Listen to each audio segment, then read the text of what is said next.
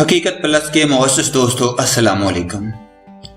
بادشاہی مسجد مجھے دے دیں، بدلے میں ملک ریاض نے شاندار پیشکش کر دی۔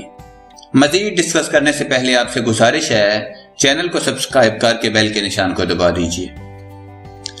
پاکستان کے معروف بزنس ٹائکون ملک ریاض نے بادشاہی مسجد سے متعلق چیف جسٹس سے اپیل کر دی۔ ملک ریاض کا کہنا ہے کہ اللہ کے گھر کی اصل حالت میں بحالی پر جتنا پیسہ لگاؤں گا، مسجد کی چھتوں اور دیواروں میں سوراخ ہو چکے ہیں۔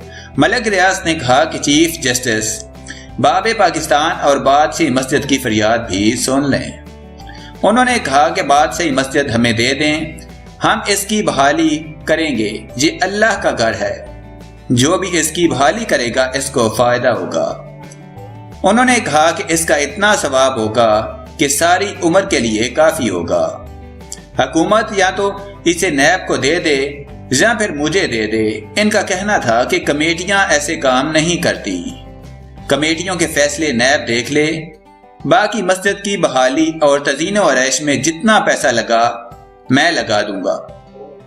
ملک ریاض نے کہا کہ بادشاہی مسجد کی حالت زار پر میں نے وزیر اعلیٰ پنجاب شہباز شریف سے بات کی تھی کہ ایک جانب بیریہ مسجد کا انتظام دیکھیں اور دوسری جانب بادشاہ کی بنائی ہوئی مسجد کی حالت زار دیکھیں، جس کے بعد ایک کمیٹی بنائی گئی تھی۔ اس کمیٹی کے سربراہ کامران لاشاری مقرر ہوئے، پھر اوقاف والے آ گئے اور ان کا آپس میں ٹکراؤ ہو گیا۔